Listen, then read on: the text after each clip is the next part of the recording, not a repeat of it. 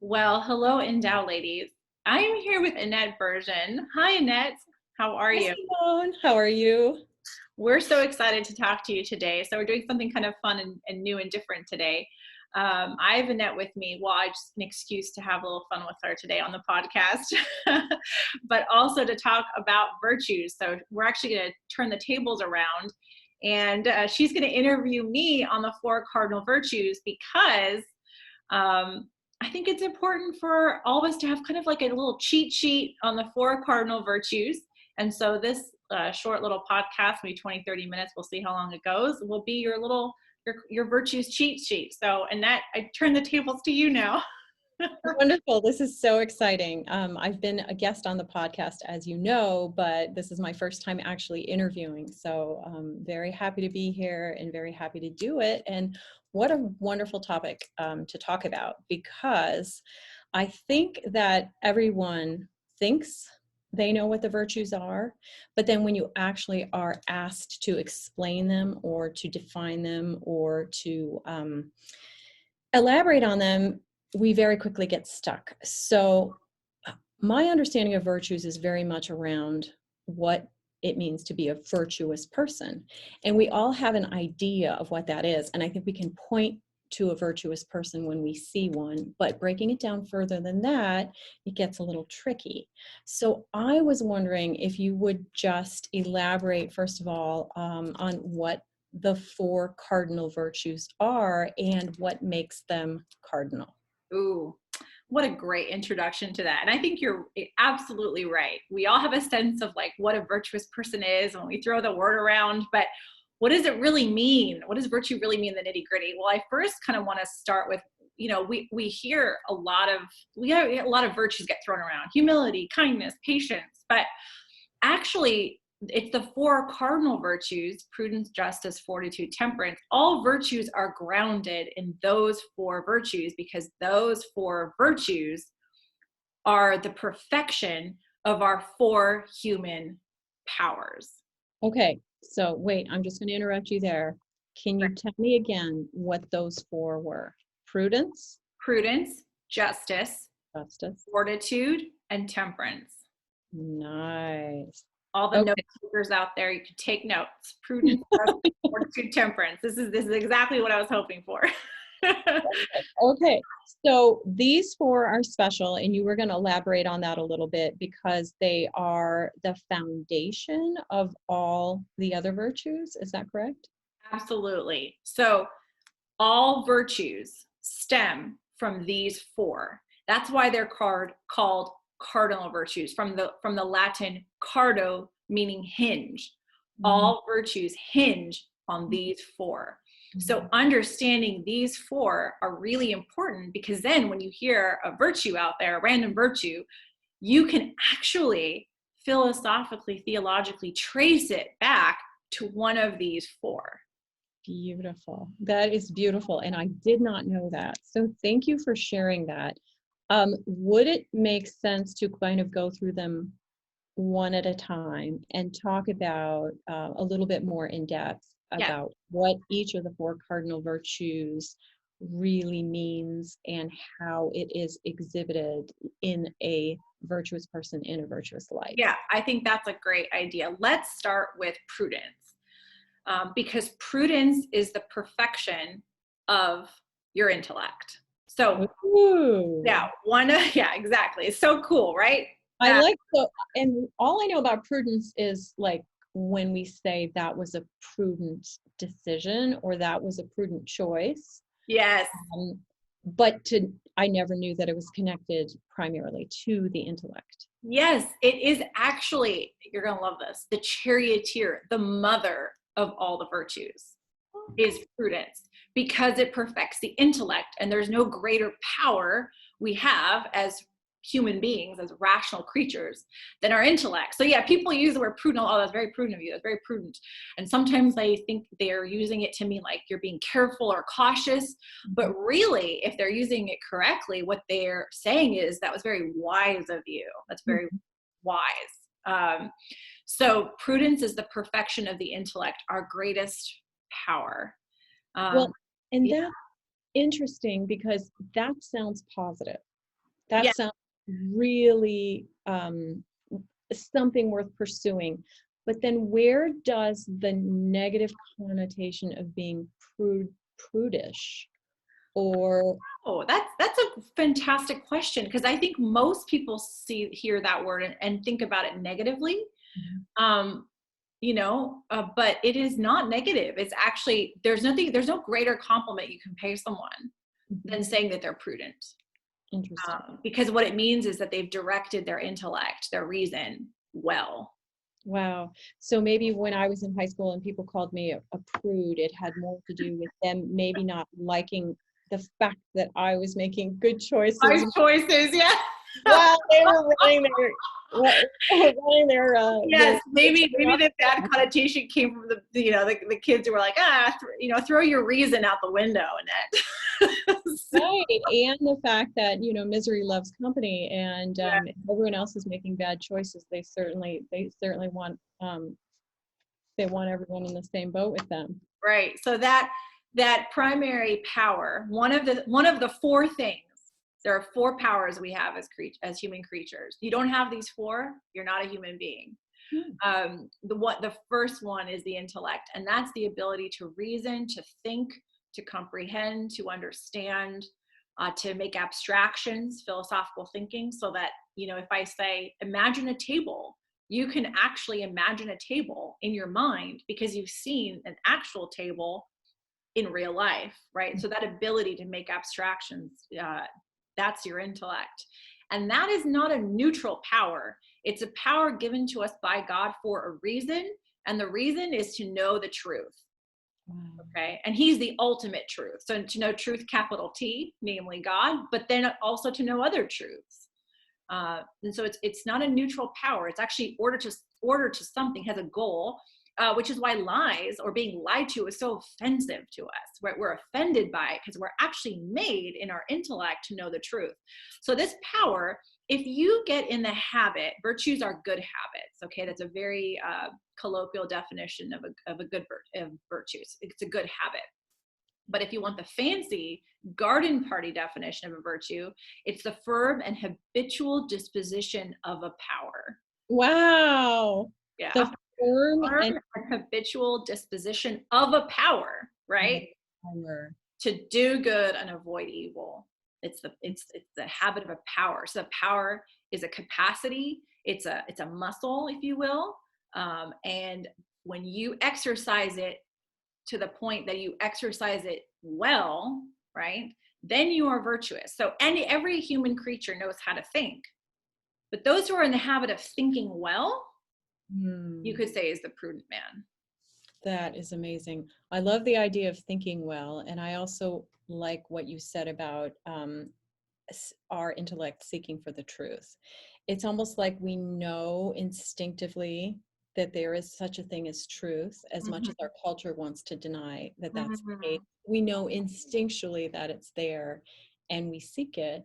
Yes. And when we find it, it brings us joy.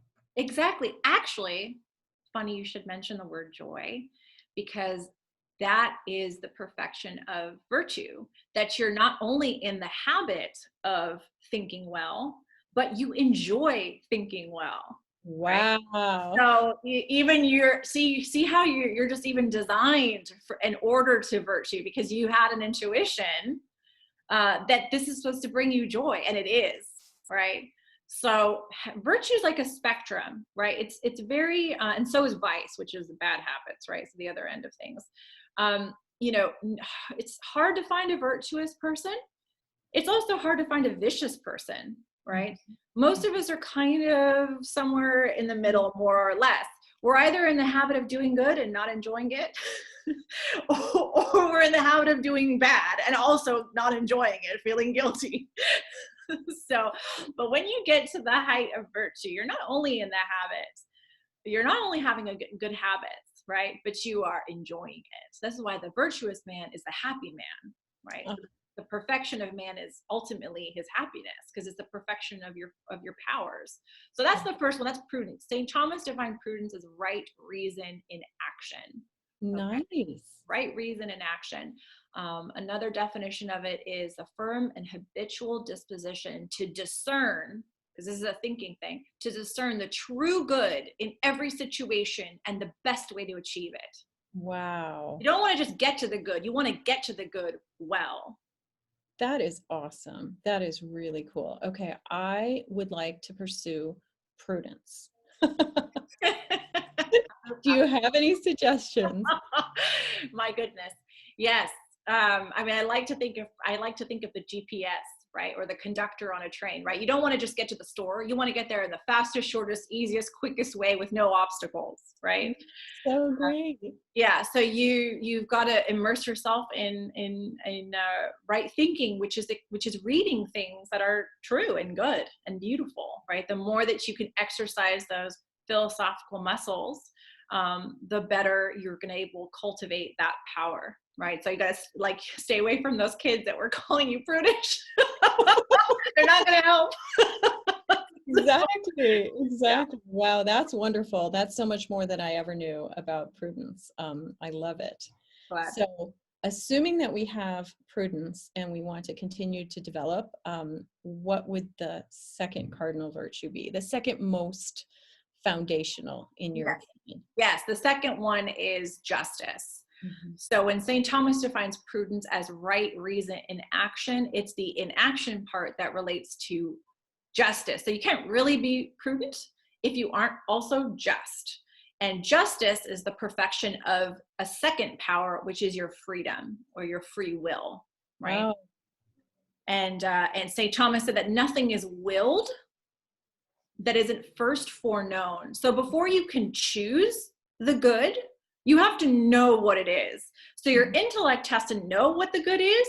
And then we know that knowing it isn't enough. We also have to choose it. And that's what justice is. Justice is the power. Justice is the virtue which perfects your freedom, right? So I don't just choose the good.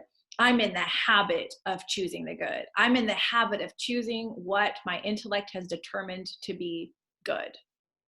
So how does the kind of secular connotation of justice and fairness connect? Because when I think of justice and the way we talk about justice is, if someone got what was just, they got what was fair, what they deserved, and so how does that relate to the idea of justice being the freedom to choose what is good?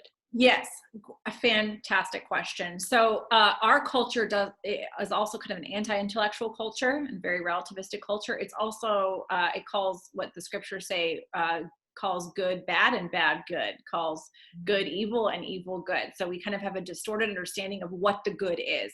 We also have a culture that because of relativism, right? If there's no truth, there's no good.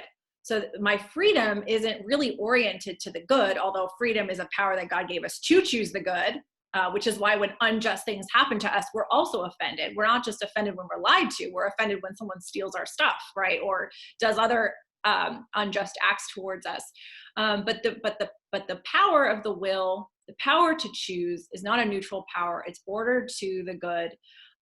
It's freedom is not just I can choose this or that. Freedom is designed to choose the good. The more you choose the good, the more free you become, the more virtuous you become, the more just you become. There is a distinction between justice and fairness. They're not the same thing. They're not always the same thing. So when I was a kid, my mother, who always loved to teach us moral lessons, would, to her credit, but hard as a child, but God chastises those he loves.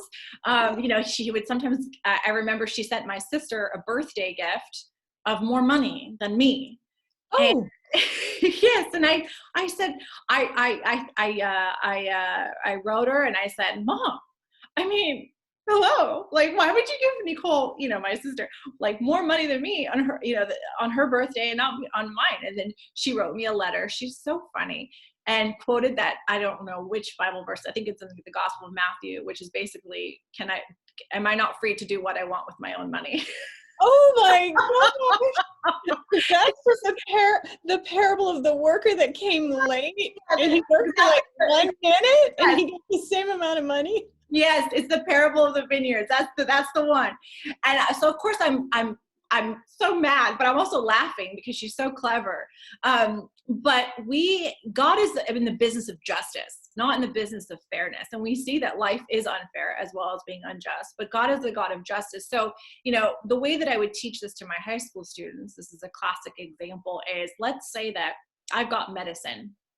I've got a bottle of medicine, and I've got 10 students in my class. The fair thing is to give each of them a teaspoon of the medicine. But what if only one of my students is sick? So justice would say that I would give the medicine to the sick student who needs it. Wow. But that's not fair, right? Right, but that's so obvious. That's a brilliant example, because of course, if someone doesn't need something, or if someone needs it less, right, then right. Of course the just thing would be to try to meet everyone's needs, and they're all different.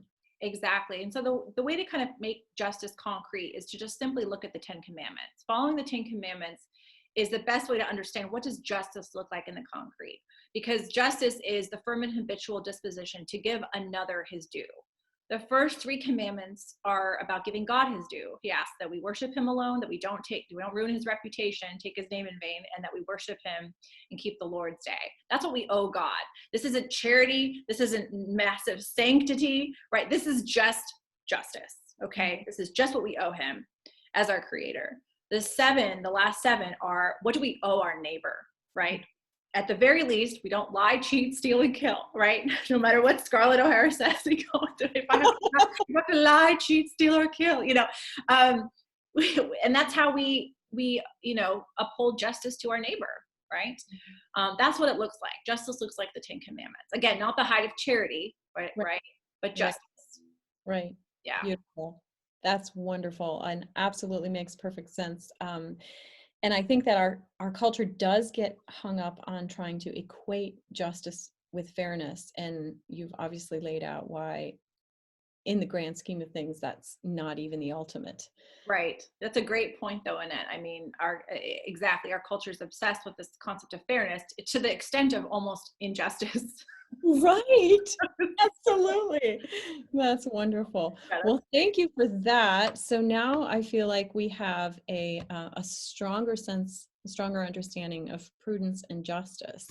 And then what follows third in the list of cardinal virtues? Yeah, so this is kind of cool, because when we talk we don't talk in Genesis. When Genesis says we're made in the image and likeness of God, God, the Lord's talking about the fact that he created human beings with intellect and with freedom, because God is also a thinking being and a free being. He's 3 persons of thinking and choosing. So we image God in our ability to think well and to choose well. And the more virtuous we are in prudence and justice, the more we image him even more and more and more. Angels as well. Angels also are only intellects and wills. They don't have bodies. But if you've got a body, you've got 2 more powers that need to be cultivated into virtues to really reach your happy end, your happy goal. And those are the virtues. Those are the powers that relate to the body. So those are the emotions. They relate to the passions, right? If you have a body, you've got feelings. If you've got feelings, those need to be perfected, right? Angels don't have the virtues of temperance or fortitude because angels don't have bodies. Okay. So that's kind of an interesting thing. Right? I did not know that. It's fun, huh? It's fun. Does that mean that angels don't have feelings? No, not because they don't have bodies. I know it's really weird. Right. It's really weird. Yeah. And they, they're, I don't know which saint said it. Maybe it was Aquinas that said that if the angels could be jealous, because angels are higher beings precisely because they don't have bodies, right? They're not bogged down by passions the way that we are, right? We see the true, we see the good, we want to choose it, but man, the flesh is saying something else, Exactly. The flesh has its mind of its own, unfortunately. Exactly. So that's why we need to cultivate the virtues. But if they could be jealous of us in anything, they would be the fact that we can take the Eucharist and they can't, right? They don't have bodies. So I don't know if there's a prior one to start with, but we can go with temperance, which is the perfection of the power of the concupiscible appetite. It's fancy. Oh my gosh. Okay. That was a lot of big words. Yeah, a lot of big words. Can you say that again? Yeah, the concupiscible appetite. Sounds like concupiscence, but it's the concupiscible appetite. So we've got this appetite, which sounds super fancy, but it's literally like mom put pizza in the oven and you're like, I smell it, I taste it in my mouth. My mouth is watering. The next time that happens to you, Annette, you think, oh, concupiscible appetite. Perfect. It's the pizza. It's always about the pizza. It's always about the pizza, right? So it's the power, it's the desire, right? Desires or powers for simple goods, okay? Or the aversion to simple evils, right? So the feelings that relate to this power are the feelings of love, of joy, of hatred, of disgust, of sadness. The fact that we can feel these things is because we have bodies and because we have the concupiscible appetite. Wow. So that's temperance. That's the concupiscible appetite power. The virtue that perfects it is temperance, which is the virtue that moderates our attraction to these simple goods. So I should probably have 1 or 2 slices of pizza, not the whole pizza, right? Or 1 glass of wine instead of a whole bottle. Right, exactly. Chastity is a virtue that comes under temperance, right? I desire, I have sexual feelings for that person, but Prudence says I'm not married to them, so they're not mine. Okay. So there's the connection to the prude, right? Who isn't going to make a poor choice in that arena. Yes, you can tell your old friends from the past, hey, the virtue of prudence is really getting in the way of my concupiscible appetite. So this is really how the virtues work together. If you've really got one, you really got them all, right? Right. You see how the human person is a body, soul composite, and all these start to relate, right? Because it's your reason that says, ooh, maybe not the whole pizza, right? Right. But the appetite is saying, but I really feel like eating the whole pizza, right? And then justice says, nope, I'm going to choose to not eat that whole pizza, right? So you see actually how they all start to work together. But in short, just kind of piecing it out like a math problem, temperance is the virtue where you're in the habitual disposition of moderating the attraction to simple goods, and that is the power of the concupiscible appetite. So that's temperance. Right, and that makes me think again about the difference between pleasure and joy. Yes. Because the pleasure will be the momentary delight of eating the pizza, you're enjoying it, of having the wine that you're enjoying. But then long term, if you overindulge, you end up feeling ill, sick to your stomach, or, in general, over time, that momentary pleasure that you overindulged in will take away your joy. Absolutely. So Absolutely. It's kind of a short-term versus long-term choice as well. Yes, that's a fantastic point in it. It is a short-term versus long-term. Virtue, which our culture is very instant gratification oriented, is about the long-term, right? It's about the distinction between beatitude, that joy you're talking about, versus felicitas, which is like kind of the earthly joy, earthly presence, right? So even Thomas kind of makes those distinctions, and I don't want to go on that train. But the point being is that you hit the nail on the head with the fact that you really are giving up these momentary pleasures for a long-term game, and the Christian discipleship is for the long-term game. And virtue is something that has to be cultivated in baby steps every day. It's not Rome wasn't built in a day, and neither will virtuous me be. So as I have, don't give up, right? Even if we fall, we got to get up again. But St. Paul's a great consolation. I do what I don't want to do, and I don't do what I want to do, and it's tough.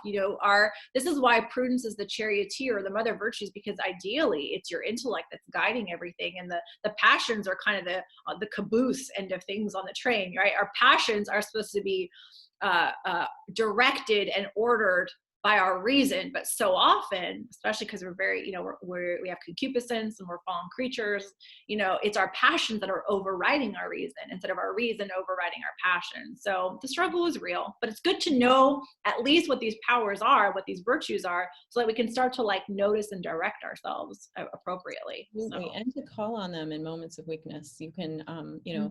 call on your virtues or even pray for your virtues in that moment to help you overcome the temptation to a poor choice. Absolutely. Absolutely. So that's temperance. Wonderful. Awesome. So now there's one more. And what can you tell us about fortitude? And maybe I could start by saying, what is the impression of fortitude from someone who isn't maybe as educated about all of these fine definitions? Fortitude always to me seems someone who has strength of character, someone who has a strong will, who's not bandied about by the latest wind that blows, but that just, is solid, like an oak tree. Oh, I love that oak tree image. Yes, that to me also is a great image for fortitude. And yeah, it's again, virtues in the mean, Aristotle will say. So it's not the person who's like, I'm brave, I'm going to jump off this cliff for the heck of it, and then the other extreme, scaredy cat, chicken in the corner. So virtues in the mean. And again, if prudence is leading everything, right, then your intellect will say, this is the time now to get involved. Okay. This is the time to be brave. Mm-hmm. So an example that I again used when I taught high school is, let's see, a man sees a woman, a damsel in distress, right? And his intellect says, oh gosh, like that other man should not be harassing her. Mm-hmm. And so justice says you've got to choose to go and protect her, but the other guy is bigger than you, right?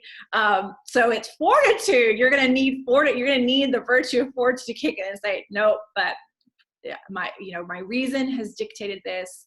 And so I've got to be brave and do this. It doesn't mean you feel brave. Remember, this is about ordering your feelings to serve your intellect, right? So it is choosing to direct your passions to the true and the good that it is seeking to achieve. So fortitude, I have another garden party word for you. Fortitude perfects the irascible appetite. Okay. Oh, okay. The irascible appetite. And those are they're called the emergency passions. Those are complicated feelings. Those are the feelings. It's not as simple as like, I don't want pizza, I do want pizza, right? These are the feelings that are complicated and that kick in when the good is difficult to achieve or the evil is difficult to resist. To avoid. Right. That's when fortitude, that's when the irascible appetite kicks in. So these are the feelings of hope, despair, courage, fear, and anger. Okay. Right. So the man sees the damsel in distress. He gets angry because he perceives this injustice and knows he's got to get involved, but he's scared. But if he's a virtuous man, he will overcome the feelings of fear and he will act with courage and with fortitude. Wow. So that fortitude is a virtue which perfects the irascible appetite. It's a firm and habitual disposition to seek the good, which is difficult to attain, or the evil, which is difficult to resist. So would you say that fortitude has more to do with conquering your own fears and insecurities than actually identifying the right thing to do? That happened in the other virtues, right? Yeah, I think so. I like how you put that. I mean, you've got to have enough of a commitment to the true and the good to then steer those emotions in the right way, right? So you could be angry about something that is just, right? You could say, I've got just anger now. Mm-hmm. But your intellect says, but if I speak out now, in this very moment, it might not be a good idea. In which case your virtue of prudence will say, let's have this conversation in 30 minutes. While right. Right. Or in the morning. Or the next day, right? So this is where, again, you see that there's we talk about integrity integrity is that you've perfected your powers, at least to some extent, where you're somewhere on the virtue spectrum, right? Yeah. That these all start to then work together, right? No, and they are also interrelated.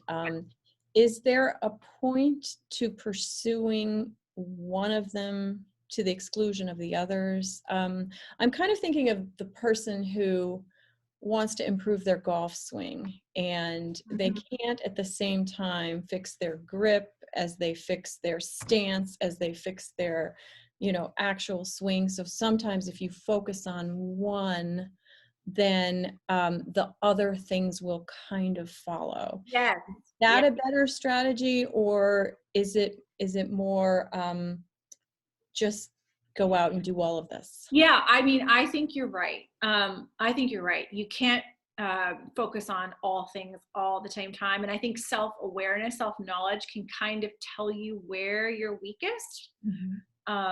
Because we all know, or we are ourselves, the person who knows they know better. We know what that person they know better, right? But they can't quite get themselves to choose what is the right thing, right? Or the person that maybe thinks well, chooses well, but they don't really go out of their way to be brave, So I think you're right. I think you're absolutely right. It's good to have self-knowledge. It's good to say, okay, this is the virtue that I struggle with. Let me work on that. And Aristotle again talks about, virtue is a mean. You could have, and Bishop Barron talks about this too very, very well, where he says you got to bend the stick back the other direction, right? So if you know that you lean in one direction and you really want to land in the middle, then you've got to bend that stick the other direction so that you can land even further. You have to kind of swing, the pendulum has to swing further in the other direction to ultimately balance towards the middle. Exactly. That's interesting. Yeah. That's interesting. So all of this effort, all of this work towards pursuing virtues, because ultimately the reason we want to know about the virtues is because we want to pursue them and perfect them. We want to become more virtuous people. What is the goal? What's the end game? Yeah, I mean, I think, look, even if you're listening and you're like, I'm just not interested right now in pursuing virtue, it's just nice to know who you are, right? Right. I think everybody deserves to know what it means to be a human being. And I can't wait for one of my former students, maybe this happened, or just someone to be at a garden party where someone else is having an existential crisis. What does it mean to be human? And for someone to say, actually, there's four powers that define what it means to be human. And here's what those four powers are. Because there's a lot of freedom and joy, as you expressed, in knowing, what you're made of. So that even if you don't reach the virtuous goal, you at least know who you are, right? And what your powers are. And there's a lot of freedom in understanding yourself there. But once you do know who you are, you want to be free. And that's what these are for. Like, you want to think well, you want to choose well, you want your passions to follow your lead, not, being dragged around like a slave to your passions. I mean, we want to be happy, right? And virtue is about that. Vir, the root of virtue, means man, meaning like you, and you want to be more you, because God created you to be is amazing, and you have these free gifts that he gave you in your humanity. Why not use them well, or at least be on that path? So, like you very brilliantly said in the beginning, there's joy in that. And that's the end game, is that I want to be free and I want to be joyful. I don't want to just know the truth, but I want to be in the habit of knowing it. I don't want to just know the good, but I want to be in the habit of choosing it. And I want my feelings to be very supportive. Right? I want my feelings, my passions, my appetites, both irascible and concupiscible, to support my intellect and my will, right? I want them to not hinder me. I want them to support me so that I can really move forward in life. So I think and this is the thing. This is just our natural human nature. We're not talking here about the theological virtues. We're not talking about sanctifying grace. We're not talking about that. We're talking about natural virtues. And everyone has the capacity. Everyone has these, they're like choices, right? Everyone has these choices to make. They've just been gifted to us. Yeah, I'm glad you said choices, because that is how you become virtuous. You make choices toward it. You want to learn to become a virtuoso on the piano, you choose to practice. You want to become a virtuous person, you practice virtuous acts. And that's a very important distinction. There's a distinction between virtuous acts and being virtuous, right? Everybody does virtuous acts, just like everybody does vicious acts. But that's very different than habit, right? I go to the gym, once a month? Okay, let's say. I really need to stop talking about this on the podcast. Too embarrassing, right? But that doesn't make me physically fit, right? Going to the gym once in a while, right? Doing a nice thing once in a while doesn't make me a good person, right? But being in the habit, right? That makes me physically fit. That makes me a good person. And virtues are about habits. So it doesn't mean you don't sin.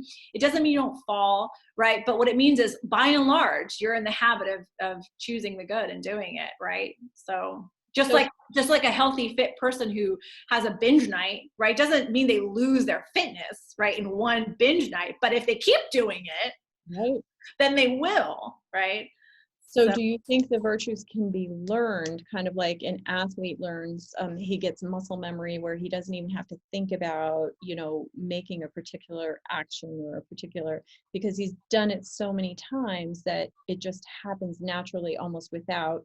Are the virtues like that? Can we Yes. can we practice our way into, Yes, that is exactly what it is. So just like the piano player who at the beginning doesn't know the notes, doesn't know the scales, it really hurts, right? Like anyone who's taking piano lessons knows in those first few years, it really, really hurts. I don't know the keys. I don't know the scales. My mom is making me practice. I don't want to. I want to go do the easy thing, right? But after a while, when you've practiced enough, there's so much freedom and beauty that now you don't even have to necessarily look at the sheet music. You already know the song.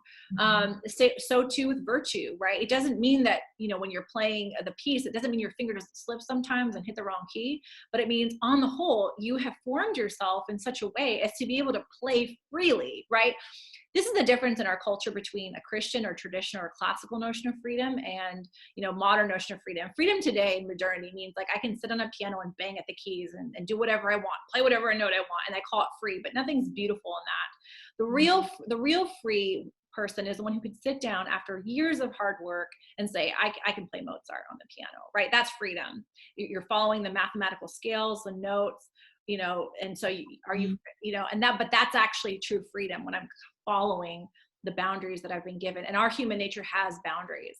It's not neutral. We are creatures oriented to the true, the good, and the beautiful. So, if you choose freedom of license, sure, you can bang on all the piano keys you want and call it freedom, but nothing good's coming out of that. Nobody wants to listen to that. But if you spend years practicing piano, then you can play. And that's so too with our life.